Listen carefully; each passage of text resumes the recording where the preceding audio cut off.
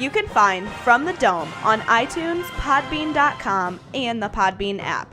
Wherever you may be and however you may be listening, thank you for making us a part of your day.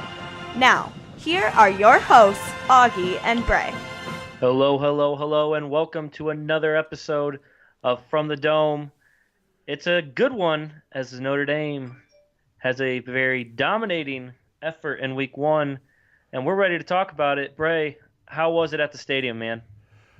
It was good, man. Stadium looks great. I mean, the crowd really was not into the game whatsoever. They were kind of pumped to start when the Jumbotron was doing its thing, but I mean, this weekend is the test. This weekend is the measuring stick of can we have any home field advantage with our crowd? I mean, that's where we are. That's right, and that's what we're here to talk about is this week. Obviously, everyone probably knows this week. We got Georgia coming to town, and I think I heard that it's the first SEC opponent to come in almost 17 years to Notre Dame Stadium. That's surprising to me. This is the biggest game. It has to be the biggest game in Notre Dame Stadium in my lifetime, which is 25 years. Yeah, I mean, it pumps you up with the top 25 SEC team coming in. We're going to get to all that here soon. But overall, a great opening week, I think, in college football. What kind of stood out to you just real quick before we dive into everything deeper? Well, I mean, Alabama is dominant. I mean, that defense is as good as it gets. You were interested to see Clemson's starting quarterback, the freshman or redshirt freshman that they're starting now, and see how, what happens after the Deshaun Watson era. I know they only played Kent State, but he, looked solid in that. The Michigan-Florida game, obviously Florida had what seemed like half their team suspended, and now Michigan is on its high horse, which sucks. I do not think Spate, their quarterback, is worth a crap. He threw 2 pick sixes, one of which wasn't his fault. It was tipped, but the other one was clearly his fault. I just don't think he can win you game. Like, he's a game manager to me, unless I see some sort of transformation out of him this year. But so Michigan's all hot and heavy now. They're ranked number 8, playing Cincinnati this week. Wisconsin put a beating on I think it was Utah State. Louisville with Purdue, a little bit of a scare there. I'm not sure if you watched any of that or not. Watched a little bit of it. I'll tell you what, this weekend of college football, Saturday was there was one game on my mind, and I'll be honest, it was not Notre Dame Temple. It was the big Ball State Illinois game, which I don't know if you saw any of that or heard about any of that. The Fighting Lovies. Heartbreaker in Champaign for the Ball State Cardinals. It looked like we had a win. At one point, one of my buddies, we were in the fourth quarter. We had just gotten an interception. We were up by 5 points. We're in Illinois territory. My buddy turns around, gives the double bye-bye wave to the fans that were behind us, who did not like us, I will add.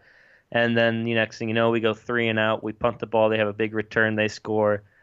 We drive down the field, had a chance to kick a field goal to go to OT, but it was blocked. And I went home with my head down, and honestly, the whole Saturday was ruined. So the Louisville-Purdue game I did not see much of. The Florida State-Alabama game, watched about the first half, then went to go drink away the sorrow of the game earlier that day. But all in all, I did get to see the remaining I got to rewatch the Notre Dame game, so got a lot to talk about with that. But yeah, it was a fun weekend in college football. Last night's game with West Virginia and Georgia Tech and Tennessee was awesome to watch. Great game. So I have a quick question before we get into Notre Dame stuff. Did you get a chance to see all the props that are now in college football? Like the pimp thing? So you got Texas A&M's got the pimp stick. Like the U had some, yeah, the pimp cane, and the U had some long gold necklace with a big U on the bottom of it. Tennessee's got this stupid trash can.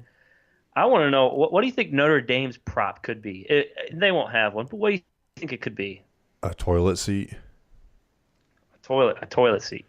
Yeah, why is that? Well, we haven't won a big game since 2012. That's what we are. We're a toilet seat right now.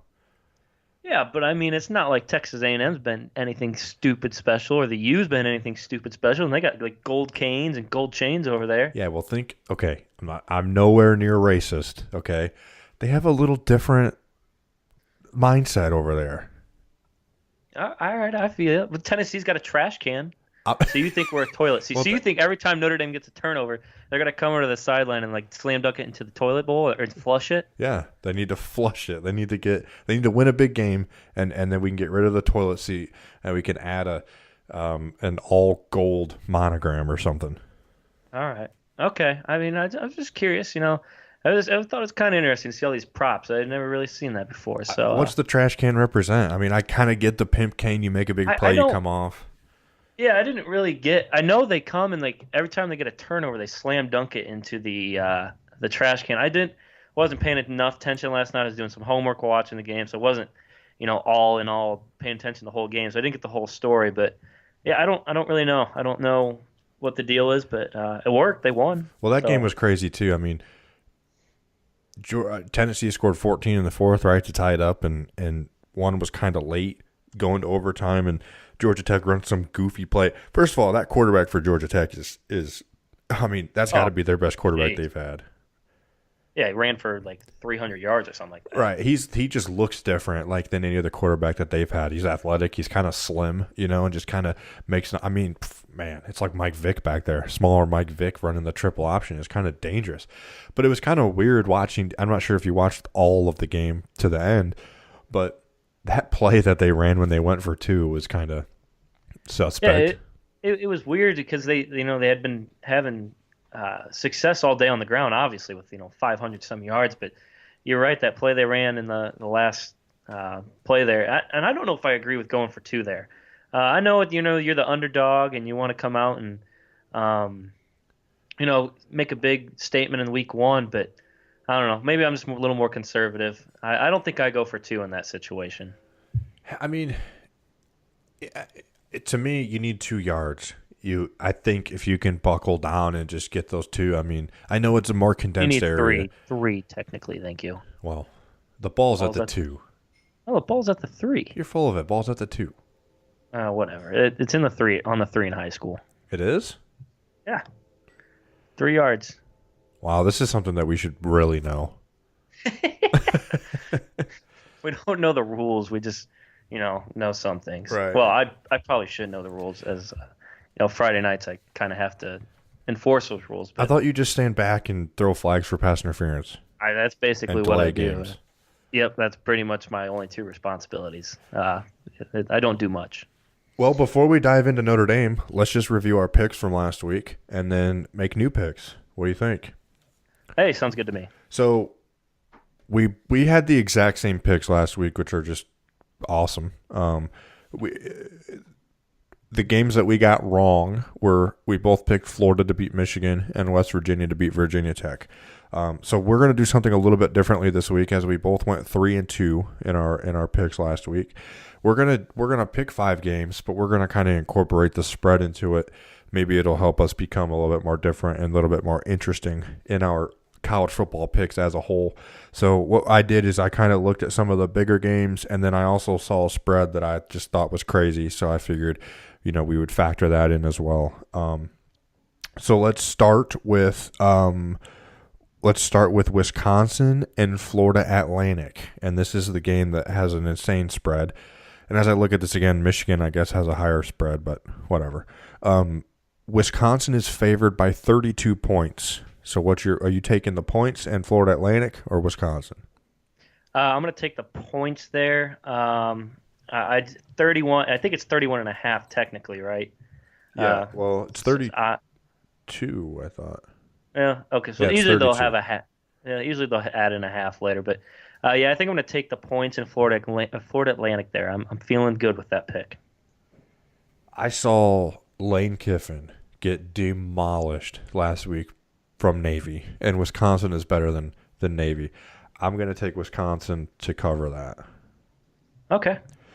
Let's head into Clemson, Auburn. Pretty big game. Oh, side note, you can get tickets to the Wisconsin-Florida Atlantic game at Wisconsin for $20. Can you imagine that? So Bray is proposing a trade: 2 Georgia Notre Dame tickets for Florida Atlantic Wisconsin tickets. He wants to make the trek up. Straight up trade. So That's interesting. I could imagine going to a college football game for $20, but And I told you this before the show. I've spent $9 for the game at Illinois this past week. that's just crazy. And we got to upgrade to front row seats. Can you drink beer in that stadium? No, you cannot. But trust me, we had drank enough. I don't know if you saw my tweets before the game. One of my biggest pet peeves is noon football kickoffs. And I think you know that. I've said this before. Who wants to get up that early and go to and I love college football, but the early part of a college football Saturday is meant for drinking. And I guess I'm just spoiled as a Notre Dame fan. We hardly ever start at noon. But I had to be up at 6 a.m. in the goddamn morning. I was at a bar at about 8, and about 10:30, when I'm usually waking up on a Saturday morning, I was trashed walking to Memorial Stadium, which is actually not a bad stadium at Illinois. I will give them that. But I should not be that drunk at 10:30 in the morning, stumbling into an 11 a.m. kickoff. 11 o'clock in the morning kickoff for college football. But it was a fun game. You were drunk before game day ended. Yes, I was watching game day at the bar. There you go. There you go. I mean, it doesn't get any better than that. Yeah, so, I think I used the hashtag, F the Big Ten at one point. So if you're a Big Ten fan, you need to start writing into the office. No more noon starts. Come on. 1 o'clock, 2 o'clock. How many front row middle fingers were you throwing out there to the field? Any? I was pretty respectful, honestly. Now, I did say something about my buddy, turning around and give him the whole bye-bye. Well, that bit us in the ass. But, we were right by the Ball State band. They were literally a row over from us. So we're in the Ball State section for the most part. So the only Illinois people were kind of about 7 rows, 8 rows behind us. And they didn't say much because I will say Ball State had that game won. They kind of gave it away. And Illinois is pretty bad too. I think they're underdogs against Western Kentucky this week. Oh God. So there really wasn't, I was pretty respectful. Tried to, just enjoy the game, and it was a fun game to be at. I'm sure it was a packed house. It wasn't. I was surprised. I thought it'd be really empty. I thought, it's Illinois is bad. First week they played Ball State in the MAC, but actually it was pretty packed. I was pretty surprised, and since it was a good football game, it stayed pretty a good atmosphere the whole time. Okay, well, let's jump into Auburn-Clemson. Clemson is a 4.5-point favorite. What do you got there? Ooh, remind me where this game's at. It's at Clemson. At Clemson, and Clemson's the favorite by 4.5, is what you said, correct? Yep. I don't think they can. I don't think they win by 4 or 5 points. I think they. I don't know. That's tough. What do you got? I want to go after you. I think Clemson covers. I think Clemson wins by 2 scores. Okay. Yeah, I think I have to agree with you. Okay. It's both. That's good. Both going Clemson, taking the points there, 4.5. Look, Clemson's still going to have a solid overall team at home. It's tough to play there, right? It's going to be doesn't have a time on here yet, but I would imagine a night game in Clemson. I mean, that's a tough environment to play. What the heck do we know about Auburn? I mean, no, they've been the Notre Dame of the SEC for the past however many years since they won their national championship. High expectations, high hopes, only to get shattered. I mean, just like they are the Notre Dame of the SEC, except they don't have they never have had a quarterback. Now I guess their quarterback now is supposedly okay, but I don't know. I'm not buying that stock. Let's move to Oklahoma OSU. That's the primetime game on ABC, I believe. OSU, Ohio State. What did I say?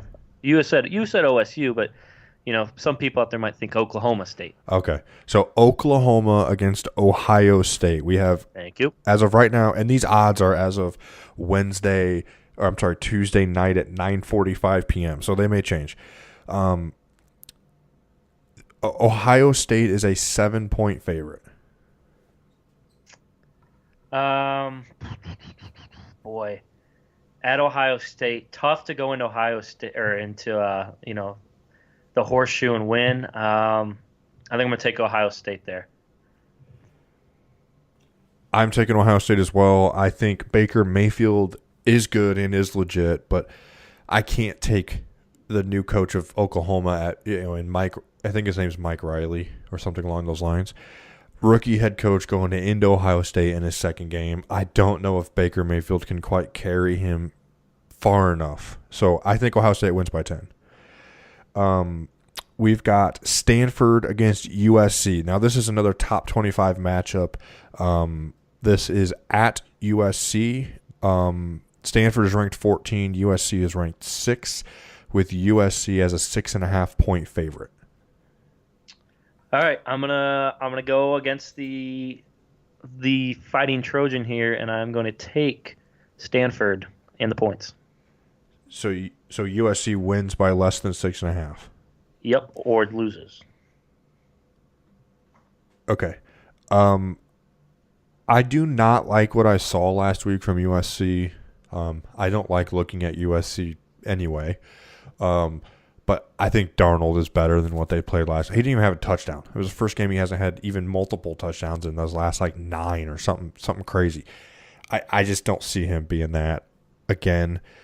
Stanford's tough, but a new quarterback, I believe. They're Stanford's still Stanford. But I'm gonna take USC in this. I think they can win by 7, so I'll take them there. All right. We have the Notre Dame Georgia game on our list, which we can kind of make that pick at the end if you're interested. Yeah, in that. Let's save that for the end. Let's talk a little Notre Dame football, and then we'll get that at the end. Oh, don't worry, guys. If you happen to be in LA, you can get tickets to a top 15 matchup for $32 on Vivid Seats. But that also requires a plane ticket for about $300 round trip. Your choice. I'm not saying you. I'm just saying if you happen to be in LA, to me that's just insane. I could not imagine if Stanford played Notre Dame or USC played Notre Dame, and Notre Dame was 3-9. The game you're still going to pay $80 to go. Look, it's a different atmosphere out there. All those LA people are worried about, getting to the club, maybe drinking a mimosa in the morning. They're not worried about are the Trojan going to win.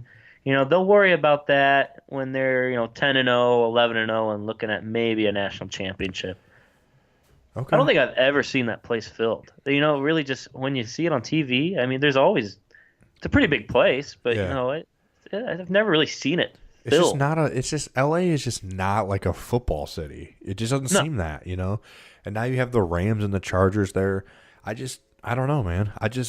You're right. Even when USC was great and Pete Carroll was there, yeah, they filled it then, but they've been good since then, or had a couple good seasons, or had big games. And you're right. I mean, the place it holds 90,000. I think. I mean, it's not like, Michigan can fill up 110. Yeah, absolutely. I mean, it's just like you said, it's a different atmosphere out there. But enough about all the other teams in the country. As we are a Notre Dame podcast, but, just so everyone knows, we're trying to, incorporate a little other college football talk in there so we're not boring everybody and boring ourselves. But, we'll talk a little bit Notre Dame, Temple here before we move on to Georgia. All in all, I was pretty happy with the way we performed. I think a lot of people were. I'm a little disappointed to hear the crowd wasn't into the game, but just some quick things that stood out to you, and then we'll kind of dig in deeper. Well, there's no real reason for the crowd to be in the game. I mean, I get it's the first game of, reopening the stadium and the renovations. Things started happening so quickly that it was like, okay, now, I mean, this game is in total control. Now, I'd be lying to you if when Josh Adams broke his, 30-yard run or his touchdown or 33, whatever it is, that first score, yeah, it got rowdy, right? But, things just took off from there. And it just, when it was third down and we needed to stop, we were up 14 or we were up 21 or, so it just never, the crowd never had to get into it. So I guess some quick takeaways I would have would be, I mean, Brandon Wimbush showed some signs of being special. As I've mentioned all along, one of my main predictions for the season was if Brandon Wimbush can be special, Notre Dame's going to win 11 games, maybe, more. If he's a game manager, that's all he's got to be. That's all he was at times during this game. We're going to win 10 games. I truly feel that way. And our defense is better. It's still not, there are some concerns along those lines, but I don't think Wimbush did anything that you're like, holy cow, but he did some nice things that, he made it he scrambled a couple times, made you say, okay, that's an element we haven't seen in a while. But he made one throw that I was like, wow, that's a great throw. And that was when it was a little bit of a bootleg play. He threw it off his back foot as he was about to get hit to Equinemius on the outside. Now, it wasn't in stride to Equinemius, but it was there where only Equinemius could throw it. And it was still 40-something yards in the air, right, off his back foot.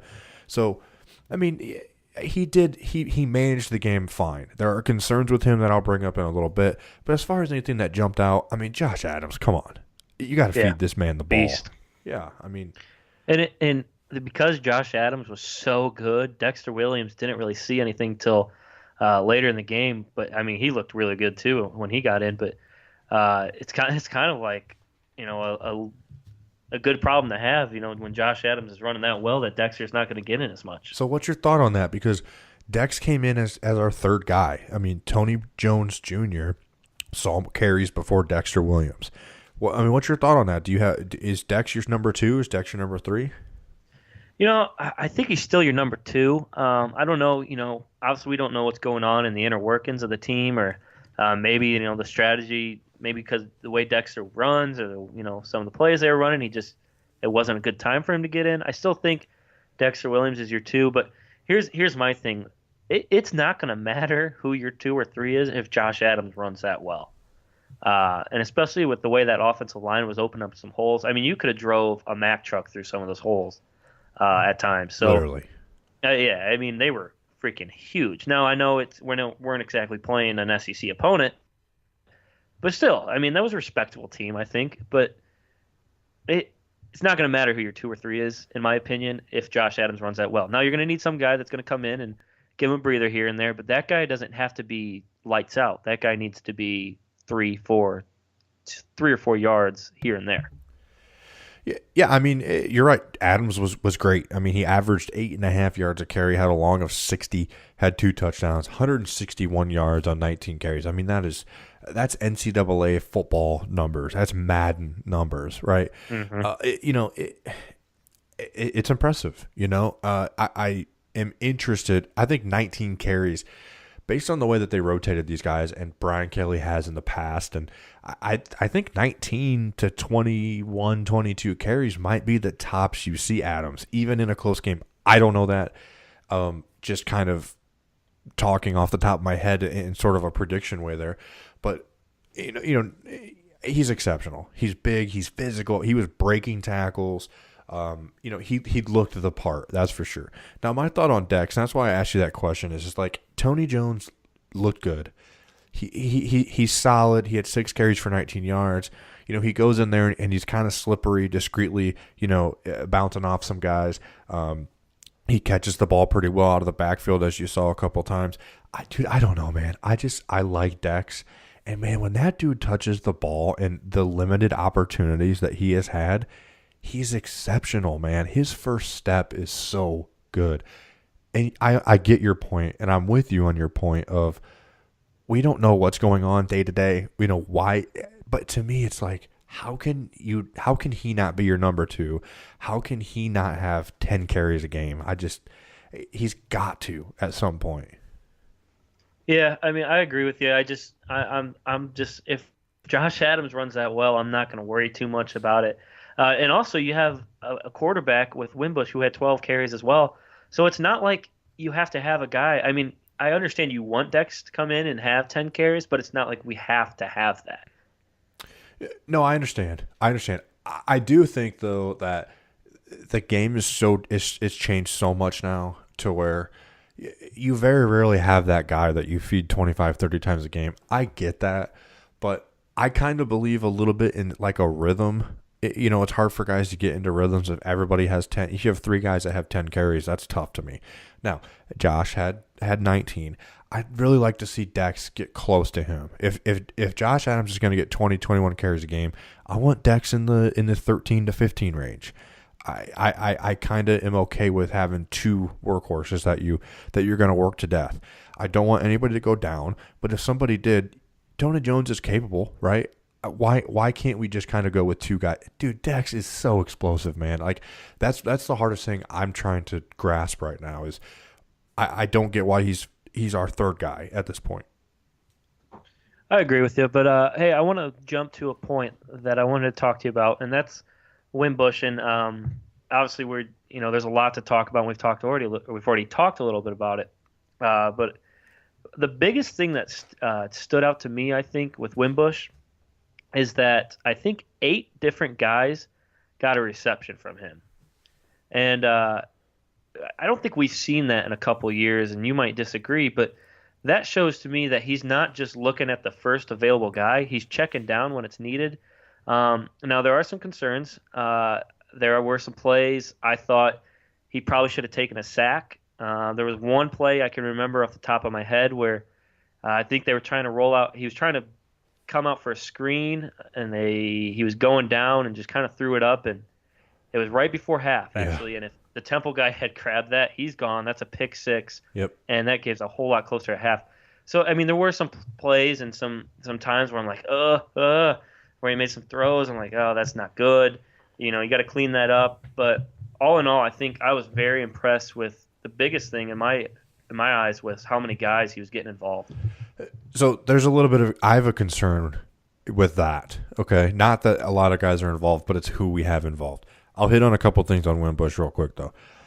His first pass that we went a little play action on the first drive to Equanimeous, beautiful. Great ball, perfect position, way to get him in a rhythm. Josh takes it the rest of the way. 2 plays 70 yards in 33 seconds. Heck of a start. Second drive, he had a pick 6 that should have been a pick 6. He threw an out route. I don't remember to who it was to. I mean, he had 2 balls, okay, that he threw that I saw live in the stadium where the ball could not hit the ground fast enough. One was his interception. The other one was the out route that I'm saying on the second drive that he should have had a pick 6. If that's anybody, I mean, if that's Georgia, it's a pick 6. I mean, so he had 2. With the one that you mentioned that I had written down as well, it was on a screenplay right before halftime. He had 2 possible pick 6s that would have completely changed the game, and he cannot do that this week. He cannot. So, yes, he did some good things. He showed some good signs. Overall, especially in the running game, you're happy to see what happened. But, man, he made a couple mistakes that you don't like. I can tell you what, the feeling that you're watching that, and what I look at when I look at the play, and then I typically sit in the end zone. So my depth perception is off in some ways, but I can generally see, I see is it run or is it pass, right? If I can tell it's a pass right away, I immediately look to the 3 or 4 receivers on the field and kind of get an idea of what's going on. I can't tell you, dude.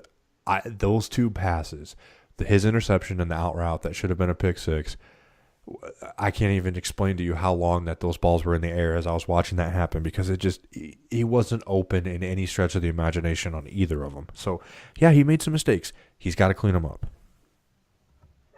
Absolutely. And like you mentioned, if he does that against a Georgia or any team, a little bit better than Temple, and I mean, even then, if it was Temple, I mean, if he makes that pick 6, that game is close at half. Yeah. That's a whole lot closer than it was. Well, yeah, it's on the second drive. If he throws a pick 6, it's 7-7. Well, that one, but I was more talking to the one right before half because in that situation, Temple had gotten a little momentum. Yep. I don't think it ever felt like, oh no, this game is we're going to give this up, but. He makes that pick 6, you might be thinking that. So I agree with you. He's got to clean that up. There was definitely a momentum switch. Whether Temple fully gained the momentum or Notre Dame just kind of started settling a little bit, there was the second, third quarter, there was a momentum switch to where it either got back even or Temple had a little bit going. And it wasn't all Notre Dame for, the second half of the second quarter into the third quarter, that's for sure. Absolutely. Hey, want to get some other thoughts from you from the Temple game real quick before we move on to Georgia. How do you think the defense played? Well, the first drive, I was nervous. I think that it's tough. I think that we made some adjustments as the game went on to where we took some things away. And at the end of the day, Temple had under 100 rushing yards, which is good. I mean, if you do that against really anybody, that's pretty solid. It was like 2.5 yards a carry, or it was under 3 yards a carry. I'll take that every day. If you tell me that, I think that we win, right? There were times where we didn't tackle well, and there were times where you could really tell that it was a focal point. I think we're gang tackling a little bit more. But again, I think Niles Morgan missed a couple plays. I think Julian Love had a rough day. He's number 27. I felt like almost every ball that was completed was on him. The touchdown was for sure. And it's not even so much that he's so much out of position. It's that he just didn't really make a play on the ball per se, or I don't know. It just seemed like every success that Temple had in the air was on Julian Love. And it was just a little concerning, I guess. But one thing I noticed on the defense, obviously we did some good things. There's things that kind of still make you nervous, still make you think, oh, God, this is still kind of the same Notre Dame defense in a couple senses. One thing that I thought was good was, we had sacks, obviously. We had over 3 sacks, if not more. It took us however many, 6 games last year to get there, right? 3.5 games to get 1 sack. Yeah, which is insane. Okay, so we had 3 sacks in this game at the least. I don't remember if we had another one or not.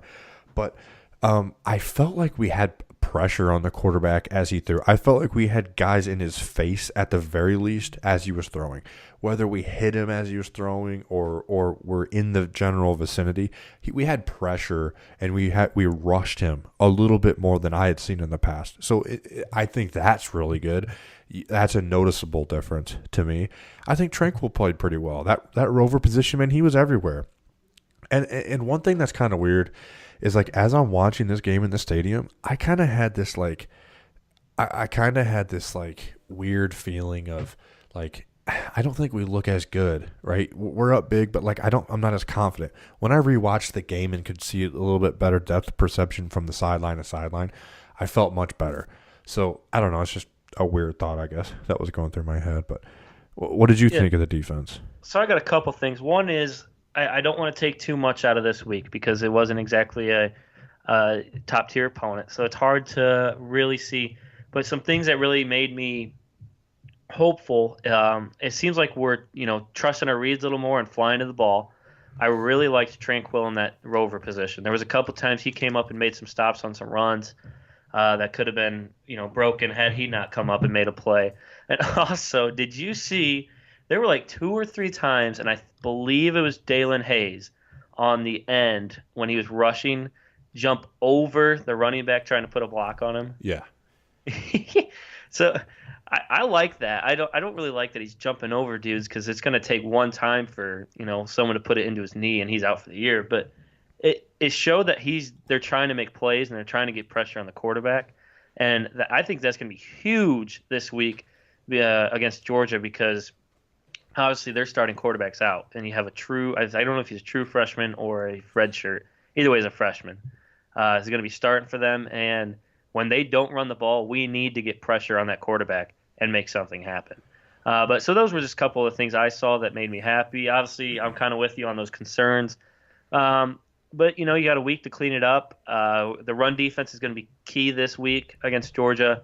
So I'm not, I'm not too worried about the secondary just yet. Hopefully get them getting into it, week 2, week 3. So I have one more thing on the offense I want to bring up before we get into Georgia. I kind of want to retract a statement that I made in the preseason.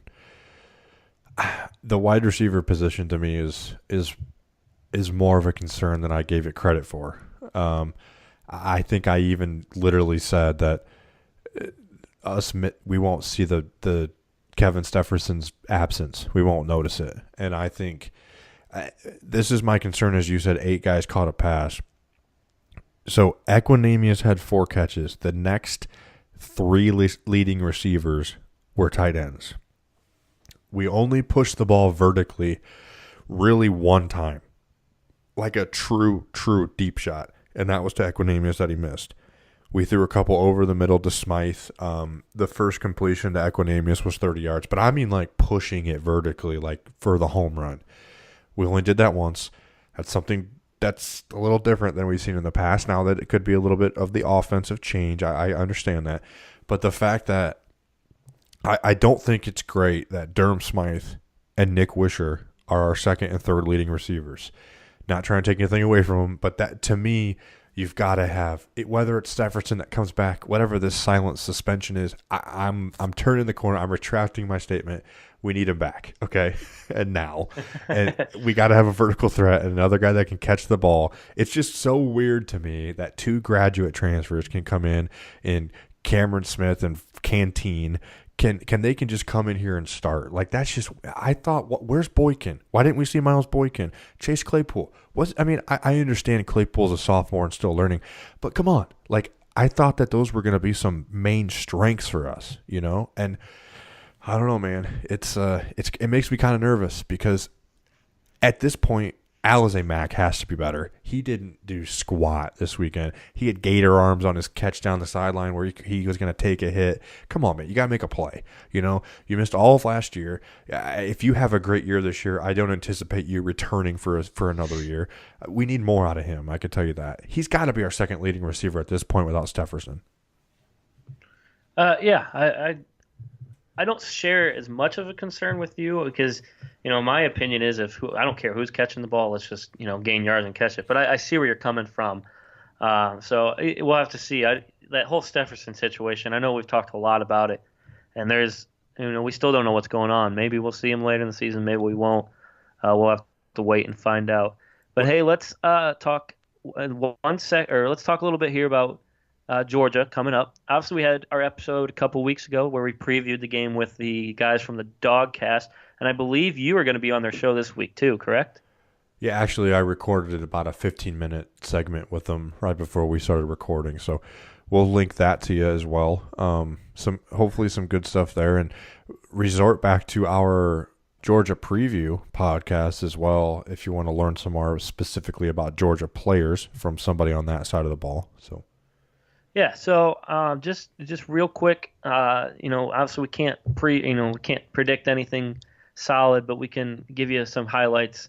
Obviously, as probably all of you know, Georgia's quarterback was hurt in their first game and is out for at least this week. I think they said he'll be back later in the year, but he will not be back this week. So they will have a freshman quarterback. But the thing that does not change is the running attack from Georgia. What are you concerned about this running attack running all over us? Are you a little less concerned because all they're probably going to do is run for the most part? What are you feeling on that? Well, I definitely think it makes them a little bit more one-dimensional in terms of running the ball, but I mean that was going to be their game plan coming in. I think their game plan does change because Eason, I think, maybe could do a little bit more. I saw a report that this Fromm guy, the redshirt freshman, only knew about 50% of the playbook going into App State. Something about a lot of 3-step drop, quick read stuff. To me, I mean, that kind of says a lot. To me, that says they're going to, run the football, which again, that was going to be what they're going to do. That's their bread and butter. They have Nick Chubb and Sonny Michel or whatever, Michaels. I think it's Michel. But I'm very concerned. Now, their offensive line, as we've talked to a couple Georgia people, isn't as great. That's their weak point. But our defensive line isn't necessarily our strong point, So I'm very interested to see how that works. What you can't do is I was listening to Brian Kelly's presser, and he's right. I mean, if you let Nick Chubb and Michelle get to the second level, I mean, it's going to be a long, long day. Linebackers have to be huge. We have to, our defensive lineman, Tillery, Jay Hayes, Dalen Hayes, need to have a day. It's concerning because, again, we looked so good in a lot of areas of last week against Temple. What carries over, what doesn't. We're Notre Dame, man. We haven't won a big game since 2012. So a lot of this is it's floating in my head of, okay, we've seen glimpses, but we haven't done anything, in the past couple of years. So it's very concerning to me, I guess, to answer your question. Yeah, and I agree with you. I mean, the defensive line is suspect for us. So, I think the biggest key for right now in this game to win is your first priority needs to be to stop that running attack. You stop that running game, I think you win. Obviously, that's easier said than done. I think if you manage that running game, don't let them run for 5-6 yards a carry. Make them get in a 3rd and long situation, a 3rd and 8, where they're going to probably have to throw the ball. Right. This Jake Fromm guy, I mean, he was week 1, he was 10 for 15, I think, and like had 150 yards, 1 touchdown. And the biggest thing is he had 0 turnovers. So you got to get this guy in some pressure situations, some 3rd and longs, some 3rd and 8s like that. Get some pressure on him. Bring the house. Do something. Get this crowd going.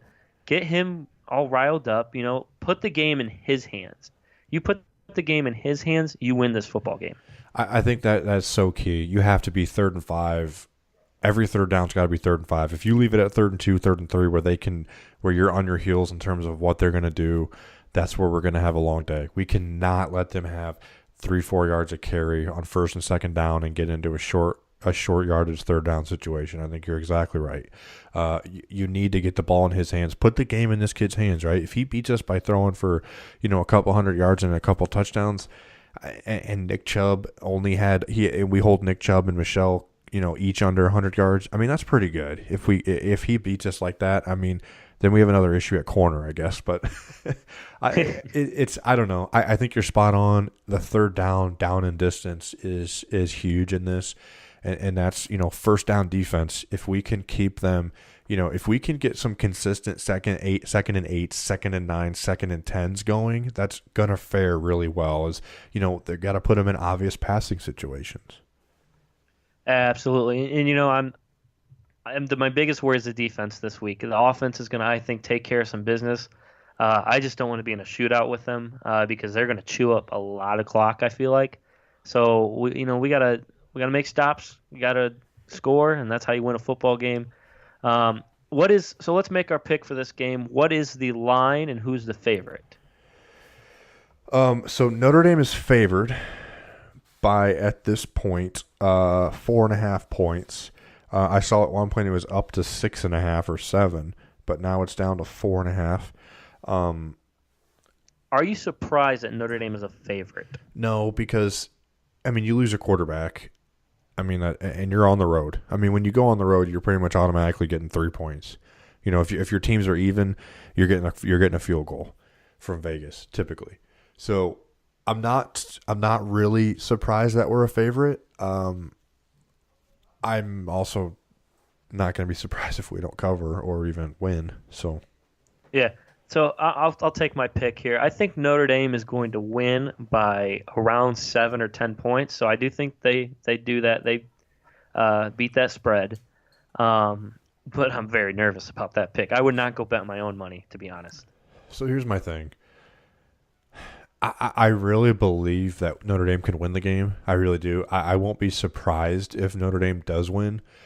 There's just a lot of factors that go into it. I saw a stat from Pete Sampson that Brian Kelly is 7-11 at Notre Dame when both teams are ranked, and he's lost 6 of his past 8. It's a big game, man. We have not won a big game since 2012 on the road at Oklahoma. I would not be surprised if we win, and I think we could win by 10 points. I do. I just haven't seen anything other than last week that tells me that we're going to take that next jump. As we've mentioned before, everything this whole season rides on this game. This is the measuring stick of where we're going to be, what we're going to be.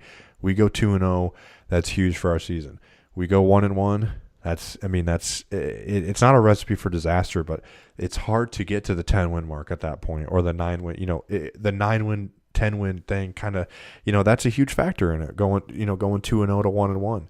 And again, it's not even so much of if we win or if we lose. It's more of how are we stacking up against them, right? I can almost accept us losing by 3 at the last second, and not accept it because I don't want to win, but okay, at least we're competing, I guess, at that point. But so I guess my main point is I just don't see. Nothing tells me that we're going to lose and not win a big game than the evidence that says we can. So I'm going to take Georgia, and I think that they beat us by at least a touchdown. Okay, well, we finally have a little disagreement in our picks. Well, nice. I picked Notre Dame to go 10-2 on the year, and Georgia was one of the losses. That is true. That is true. That is very true, and I think I picked them to be like 9-3 or 8-4. So I'm hoping I'm wrong. I'm going to go against my pick a little bit. I hope I'm wrong too. It's hard to explain. Like, I'm trying to sit here and think of the words just to explain how I feel. I think the only thing I can say is we haven't won a big game since 2012. Nothing says that we're going to win this game other than last week, and any success that we had last week. What all does that mean? Georgia's defensive line is their strength. Our offensive line is our strength. So we're going strength on strength there, and that's going to determine the game. Are we good enough? I don't know. I don't have the answer to that question. But nothing tells me, even last week, nothing tells me that we're just going to go out there and run for 400 yards, which we're not going to do. But, nothing tells me that we're just going to be able to go out there and, impose our will, And I don't know, man. It's tough. I don't want to bet against them. Again, I would not be shocked if we won. But nothing shows, and there's no clear evidence that Brian Kelly can win this game. All right. Well, we'll have to see. It's going to be a great atmosphere, I'm sure. You're going to be there. I'm sure you're looking forward to that little all day. What time will you be out there setting up tailgate this week? I'll be there. I'll be in the stadium parking lot before 7 a.m. So it'll be a 12-hour day, easy in the parking lot. Little humble brag here. Come see me. We'll hook you up with some ribs and some beer. Come see me. I will be gone at the game kickoffs at 7:30. I will be gone from the tailgate at 5:30. Go ahead, Augie. Ask me why. Where the heck would I be? Where will you be going at 5:30? And I know the answer to this question. It pisses me off. I'll be heading up into one of the new club seats with a customer. With a customer. Going to make some money. Yep. So with the customer, will you be drinking a lot beforehand? Or are you going to keep it a little mellow so you can, I've hung out with customers before at a tailgate and drank, steadily throughout the day. Never been blitzed, but I'm thinking, I've gone through this night game thing a couple times, right? Maybe I shouldn't open my first beer right when I get there, because when I do that, I'm typically hungover in the game, and that's not a lot of fun. Yeah, no, that is not fun. That actually happened to me this week when we were at the Illinois game. About the third quarter, I said, whew, I got a hangover, or a headache. I think I'm getting hungover. But that's an awesome experience, honestly, to get up in those seats. I'm sure you're looking forward to that. I will be enjoying the game from my couch because right now the cheapest ticket on SeatGeek.com is $543. Yowzas. So good luck if you're still looking for tickets to the game. I hope you have a small loan planned from a freaking personal loan. Yeah, so go into the bank, tell them you need a loan, tell them when they ask for what, tell them you want to go see the Irish beat the Bulldogs in South Bend under the lights this week. But man, that's a pricey ticket. Well, don't worry, you can just fly out to USC and go to the game, and it'll be less than you going to the Notre Dame game. So honestly, that is sad. But hey, it's going to be a fun one to watch. We're going to watch Ball State beat up on UAB on the afternoon, and then I'm going to head home, and I'm going to park my ass on the couch, and we're going to watch some Notre Dame football and hopefully watch a win. The resurgence of UAB against the almighty Ball State Cardinals. Hey, you know what? All I'm hoping is for 6 wins, get me to a bowl game. It's my last year. Just get me to a bowl game. That's so you reminded me, are we doing some sort of bet with that? That's right. So here's the picks. I said something to Bray about this, and if he agrees with this, I'll be very happy about it. So a little background to this. My mom told me, when you graduate, I'll take you to Vegas. And I was like, all right, cool, awesome. That's going to be a great trip, fun trip. Now, here's the thing. I don't really gamble. I'm not really big into gambling. I don't like casinos. I'd rather sit at a bar and, just hang out. So Vegas to me isn't exactly, gold. I'm sure I'd have fun, but I'd rather go other places. So told my mom, I said, all right, I'll make you a deal. If Ball State goes to a bowl game, which they will, 6 wins, pray for it. No matter where it's at, I want to go there for my graduation gift. Now, she hasn't accepted that deal yet, but I'm hoping she will. So my deal for Bray is if I beat him in Pick'em up until bowl season, he has to go on that trip with me and wear straight Ball State gear the whole weekend we are there. If he accepts, I think that's a pretty good bet. Throw the ball. So I wasn't anticipating the Ball State gear. Oh yeah. I mean, what are you going to wear? Whoever we're playing? Well, Bemidji State? I'm not saying. I'm not saying that. I just hope they can get to 6-6 and hope they play in the Little Caesars Bowl. That'll be a nice cheap trip for me. Hey, we'll put a cap on it. I won't make you like fly out to Hawaii or something. That'd be a little ridiculous. Yeah, I'll accept that bet.